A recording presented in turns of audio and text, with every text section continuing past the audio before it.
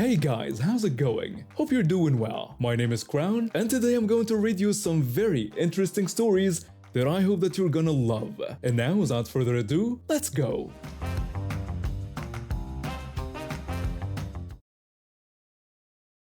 I'm in the claims department at a mid-sized insurance company where I've been for a couple of years now. I spend most of my day reviewing paperwork and talking to people who've had accidents or property damage. The company requires all employees to attend these mandatory training sessions every quarter. They're supposed to keep us updated on new policies, compliance issues, and whatever new software they've decided to torture us with.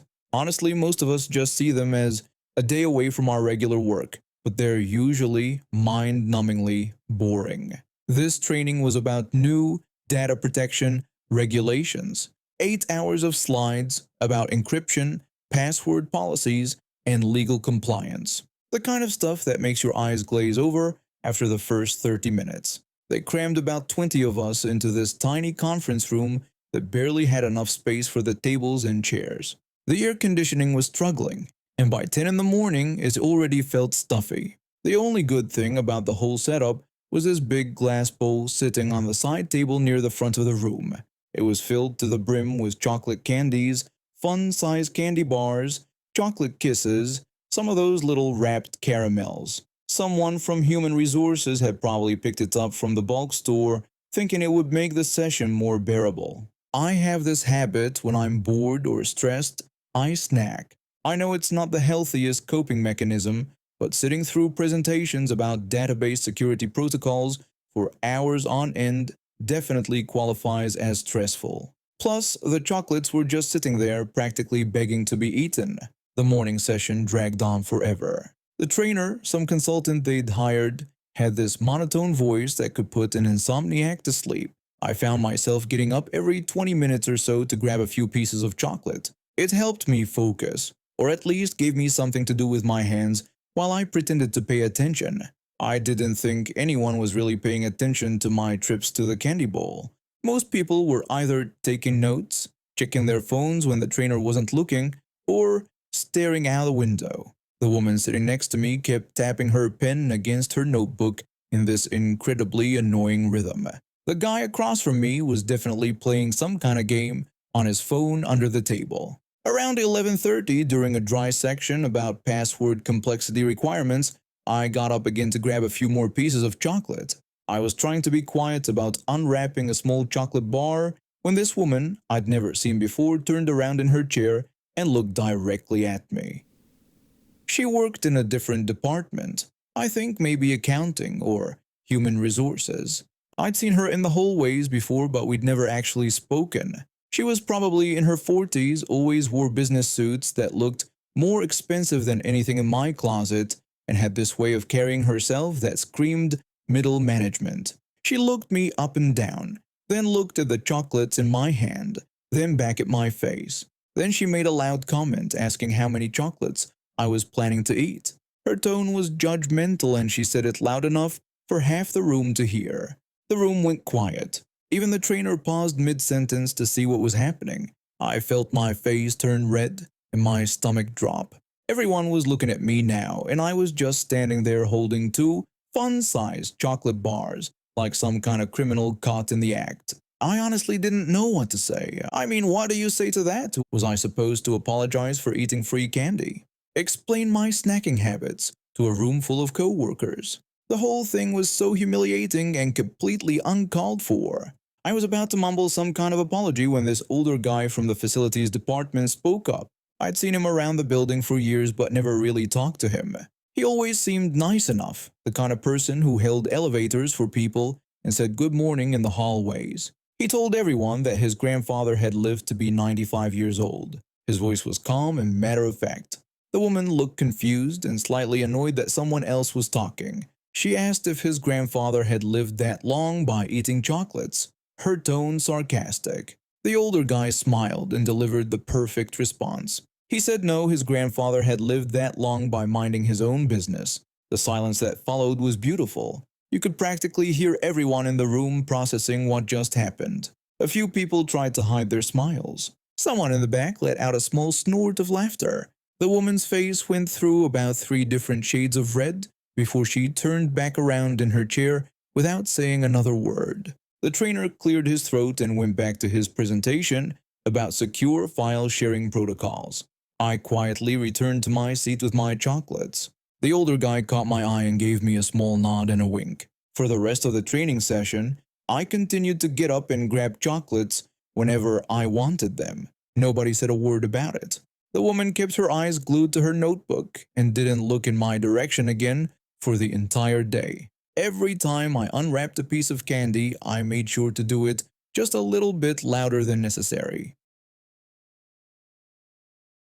I had been sharing this basement apartment with my roommate for almost 2 years. We found the place through a rental listing and it was perfect for us, affordable, decent size, and close to campus.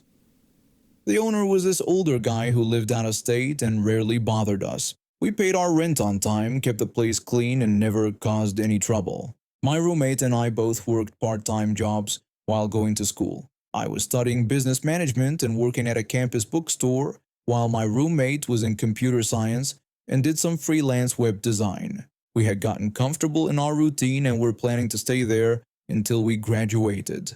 Everything changed when our landlord decided he wanted to sell the house. He gave us the required notice, and we started looking for new places, figuring we'd have to move. But then we got some unexpected news. The upstairs neighbors wanted to buy the house and asked if we'd like to stay on as tenants under them. At first, it seemed like good news. We knew these people had lived below them for 2 years without any major issues. They were a married couple in their 40s with 2 teenage kids. We thought it would be convenient for everyone involved. The problem started almost immediately after they took ownership. They saw us as easy money and figured they could do whatever they wanted since we were just tenants living in their basement. Their first move was trying to jack up our rent by 40% with only 30 days notice. When we pointed out that wasn't legal, they got defensive and said they needed to cover their mortgage payments. Then came their first lease renewal contract. This thing was a nightmare. It had all sorts of crazy clauses that basically stripped us of any tenant rights. The part that bothered me most said they could enter our apartment whenever they wanted and search through our belongings because we were living on their property. When I read this, I knew this was completely illegal. I had taken a few business law classes, so I understood tenant rights. I sat them down and explained that landlords can't just walk into rental properties whenever they feel like it, and they definitely can't go through tenants' personal stuff. They got really upset about this. The husband crossed his arms and told me they'd see about that. His wife chimed in, saying they owned the house now and should be able to check on their investment.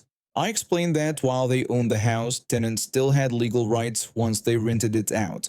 I told them they needed to give 24 hours notice except for emergencies. The husband thought this was ridiculous and asked what would happen if something was wrong and they needed to get in right away. I clarified that emergencies were different, but they couldn't just come in to look around whenever they wanted. They weren't happy, but they eventually rewrote that part of the lease to follow actual landlord-tenant laws. This became a pattern. They'd try to pull something shady, we'd call them out on it, and they'd reluctantly back down while acting like we were being unreasonable. The situation that really showed their true colors happened about 6 months into their ownership. Our apartment only had one fire alarm, and it was old when we moved in. One morning, we woke up and noticed it wasn't working. The little red light wasn't blinking anymore, and when I pressed the test button, nothing happened. I tried changing the batteries, but it was clearly dead. Since fire safety is serious business, I called them right away to let them know. The wife answered the phone. I told her that our fire alarm had stopped working and that changing the batteries didn't fix it, so the whole unit needed to be replaced. She told me to go buy a new one myself. I explained that providing working fire alarms was actually the landlord's responsibility and a safety requirement. She asked who said that. I told her the law did, and that landlords had to provide basic safety equipment like smoke detectors. She dismissed this, saying that if we wanted one so badly, we could get it ourselves because they weren't spending their money on every little thing we thought we needed. I was getting frustrated but tried to stay calm. I explained that This wasn't about what we wanted, but that fire alarms were legally required in rental properties. I warned her that they could get in serious trouble if something happened and there wasn't a working smoke detector. She accused me of just trying to get them to pay for stuff and insisted that fire alarms weren't required. I told her again that the law required landlords to provide working fire alarms and suggested she could look it up herself. This is where she got really snarky with me. I could practically hear her rolling her eyes through the phone when she sarcastically said that if the law really required it, they'd just see what the fire marshal had to say about that. Then she hung up on me. I stared at my phone for a second, then started laughing. My roommate came over to see what was so funny. I told him they had just threatened to call the fire marshal on us about the fire alarm. He asked if they were really going to call the fire marshal to prove they didn't have to provide fire alarms. I confirmed that was exactly what they were doing. We both burst out laughing. It was like watching someone threaten to call the police on themselves. They clearly thought the fire marshal would side with them and tell us to buy our own smoke detectors. We figured they'd either chicken out or get a very educational phone call. When they called back an hour later, I was still chuckling. The husband told me they had talked it over and were going to contact the fire marshal about this fire alarm situation. I said that sounded good and they should definitely do that. He said they would, and when the fire marshal told them they didn't have to provide anything, we'd be buying our own fire alarm. I agreed and told them to go ahead and call. Our enthusiasm confused them, but they were committed now. They hung up, probably expecting us to panic or back down. Instead, my roommate and I spent the evening joking about how this was going to play out. The next morning around 8 a.m. we heard frantic knocking at our door. Not normal knocking, this was urgent, panicked banging. My roommate got up to answer it while I was getting dressed. Through the door I could hear multiple voices talking at once. When I came out of my room, I saw our landlords standing in our doorway with their 2 kids. The husband was holding a shopping bag, and they all looked stressed out.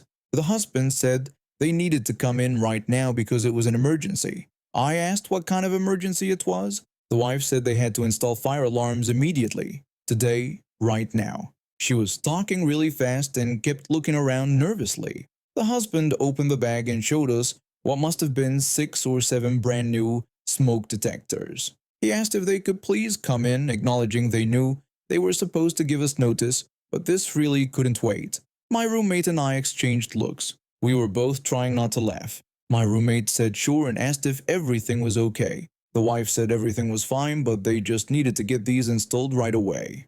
They rushed in and immediately started figuring out where to put smoke detectors. One in the main room, one in each bedroom, one in the hallway, and they even had extras. The whole time they were apologizing for the delay and telling us that if we needed anything, we shouldn't hesitate to ask. The husband was on a ladder installing one in my bedroom while apologizing again for not taking care of this sooner. The wife was in the kitchen putting up another one, talking about how important fire safety was.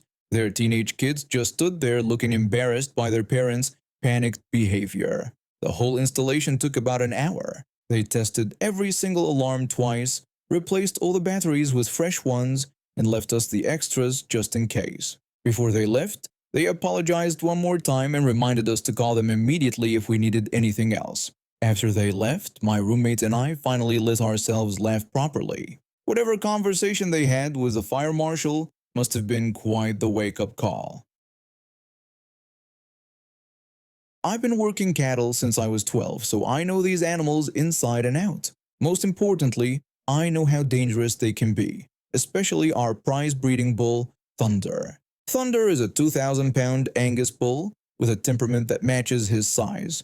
He's not aggressive without reason, but he's territorial and doesn't like strangers in his space.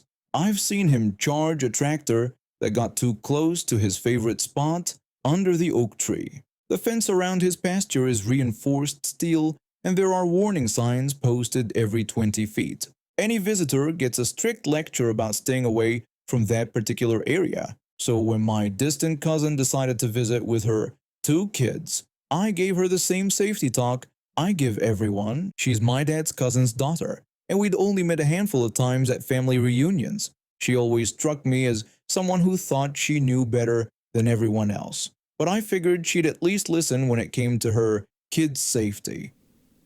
The trouble started on their second day. I was fixing a water trough when I heard her kids asking about the big animal in the far pasture. I walked over and found them staring at Thunder through the fence. I explained to them that it wasn't a cow but a dangerous bull and that they needed to stay away from the fence. The woman just laughed and told me I was being ridiculous, claiming it was just a big cow and looked calm.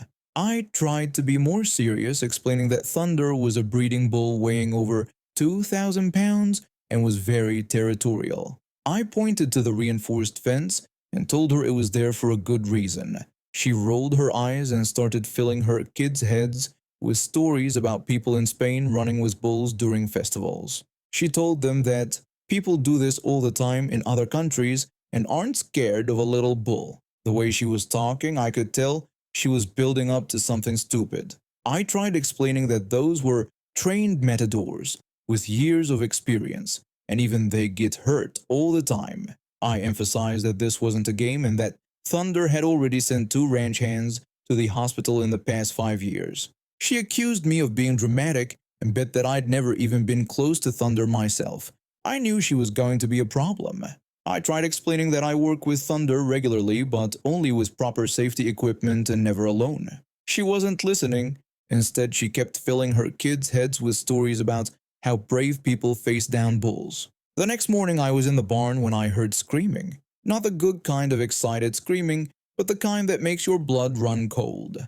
I dropped everything and ran toward the sound. What I saw still gives me nightmares. Karen had somehow gotten over the fence and was in Thunder's pasture, waving a red bandana at him.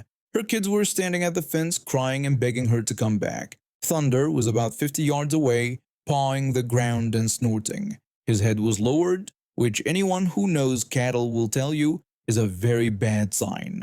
I shouted at her to get out immediately and climb back over the fence. She yelled back that she was fine and knew what she was doing. She told her kids to watch because mommy wasn't afraid. She started waving the bandana more aggressively and took steps toward Thunder. The bull's entire body language changed. His muscles tensed, his tail went up, and he let out a bellow that made the ground vibrate. I screamed at her to stop moving and back away slowly, warning her not to run. Instead of listening, she told me to shut up and called me a coward. She accused me of trying to scare her because I was too chicken to do what she was doing. That insult hit me like a slap, but I didn't have time to be offended. Thunder had started moving. Not charging yet, but advancing with purpose. I grabbed the emergency air horn from my belt and started blasting it, hoping to confuse him long enough for Karen to escape. Instead of using the distraction to get away, Karen started yelling at me to stop the noise. She claimed I was ruining everything and that she was trying to show her kids how to be brave. I screamed at her to get to the fence immediately because Thunder was about to charge, but it was too late.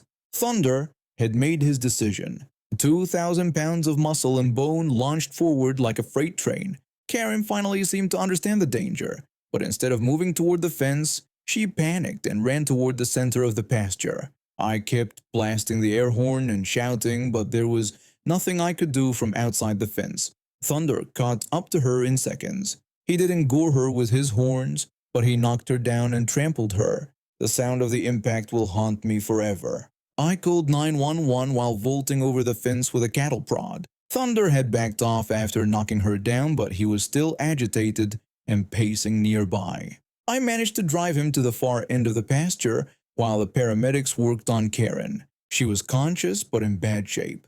Her left leg was obviously broken, she had several cracked ribs, and there was blood everywhere. The paramedics said she was lucky to be alive. If Thunder had decided to use his horns or if he'd stepped on her head instead of her torso, it would have been over. When they loaded her onto the stretcher, she had the nerve to mumble that it was my fault for not warning her properly. I reminded her that I'd warned her multiple times and that she'd called me a coward for trying to keep her safe.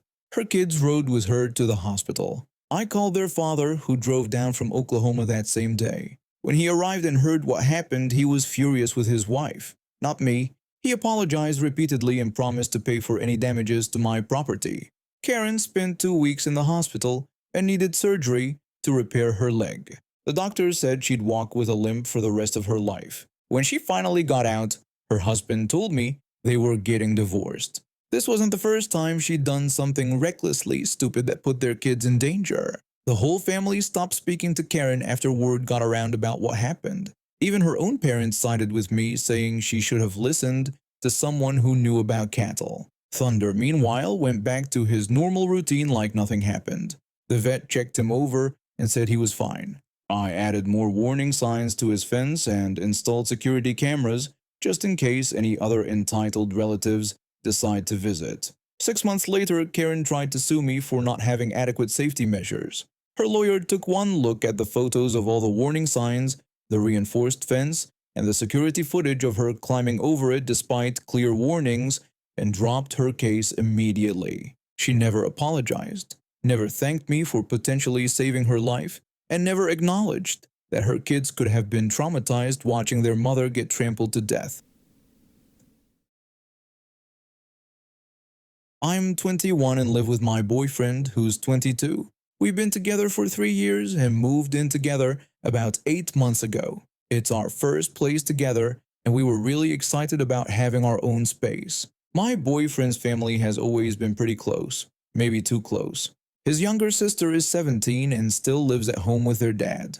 When we first moved in, I thought it was sweet how she'd come by to visit her brother. I tried to be welcoming because I wanted to get along with his family. I helped her through a nasty breakup a few months ago, staying up late listening to her cry about this guy who treated her badly. When she was struggling with some classes, I even let her borrow my laptop for schoolwork since theirs was really old and slow. But somewhere along the way, she started acting like our house was hers too.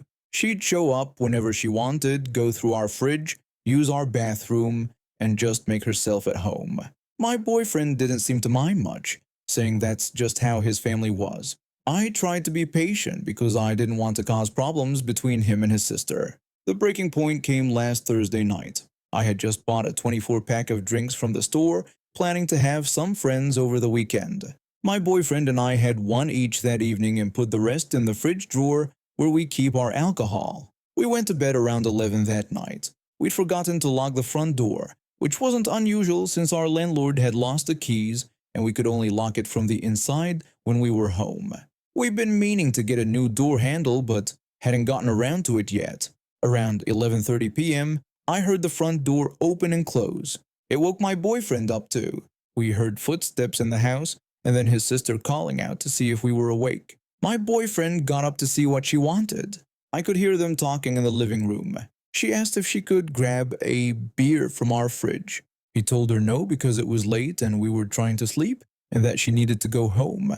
That's when things got ugly. She started yelling about how she should be allowed to take whatever she wanted because her brother lived here. My boyfriend told her again that she needed to leave. She stomped off to our bathroom and slammed the door so hard the whole house shook. My boyfriend came back to bed thinking she was just having a tantrum and would calm down and leave. After about 10 minutes, we heard the front door slam again.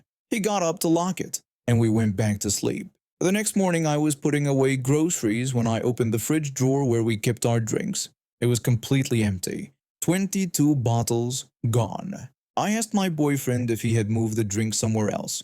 He said no and asked why. When I told him they were all gone, that's when he explained exactly what had happened the night before. I was furious and called his sister right away. I asked her where our drinks were. She acted confused at first, pretending she didn't know what I was talking about.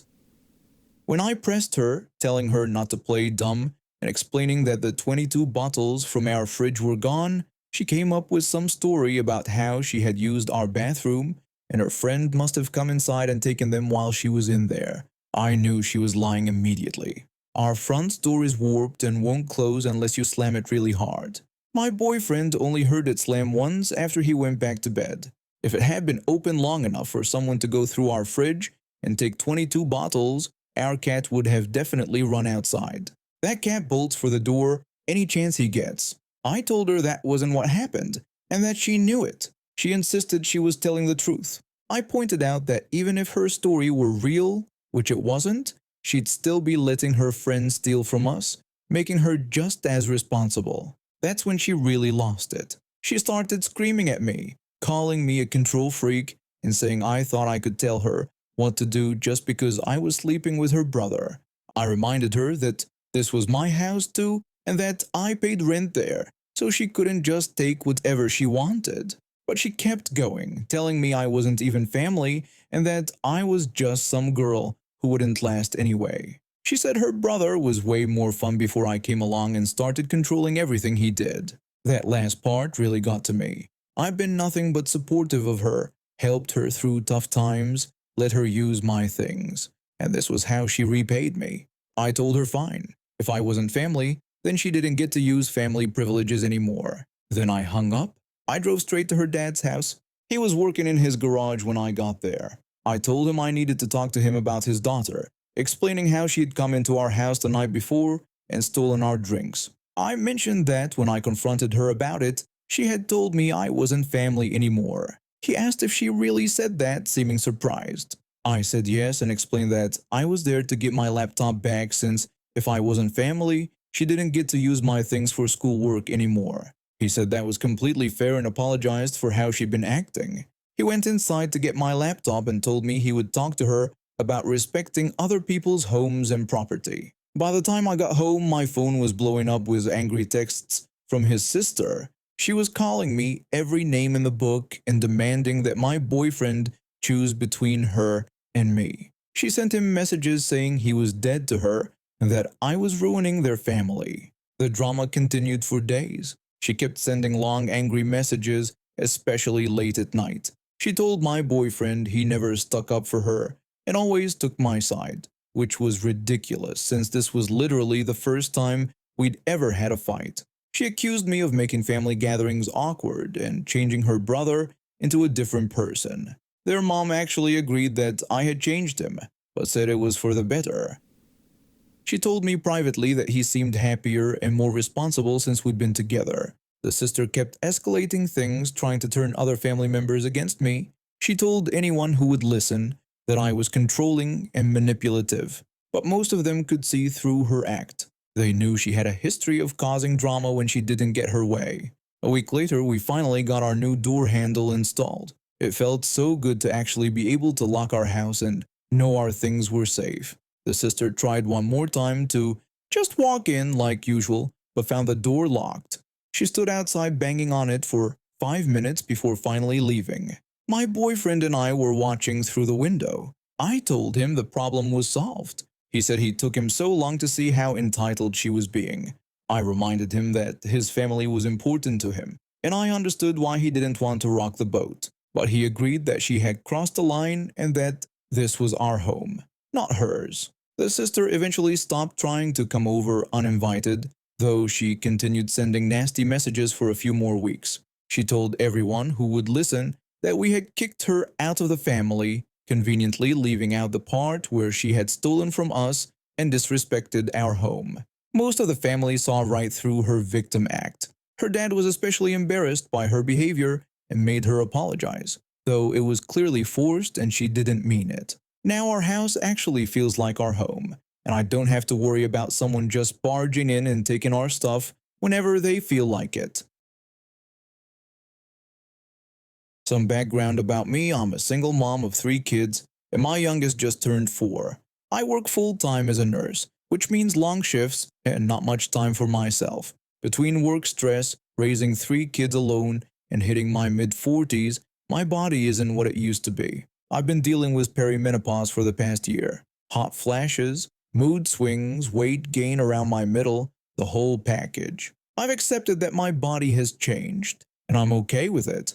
I had to make peace with choosing comfort food over strict dieting because, honestly, after 12-hour shifts, dealing with difficult patients, and coming home to 3 kids who need dinner, homework help, and bedtime stories, sometimes pie is what gets me through the day. Yesterday was a typical pickup day. Early May weather was finally warm enough that I could ditch my heavy jacket for just a sweater. I kept it unzipped because the hot flashes were hitting hard that day, and I didn't want to overheat while waiting for my daughter to come out of school. My friend and I were standing in our usual spot near the playground, talking about our summer vacation plans. Her family was thinking about camping, and I was telling her about a beach house rental I was considering. Normal mom conversation while we waited for the kids. That's when this woman standing next to my friend decided to butt into our conversation. She pointed directly at my stomach with this expectant smile on her face and asked when my baby was due. I gave her a chance to realize her mistake by pretending I hadn't heard her clearly. But no, she doubled down. She gestured to her own stomach like she was trying to be helpful and repeated her question about when my baby was due. My friend's eyes went wide. She knew this wasn't going to end well. I told her flat out that I wasn't pregnant, just fat. I patted my belly and explained that I had to choose between pie and not pie, and I chose pie.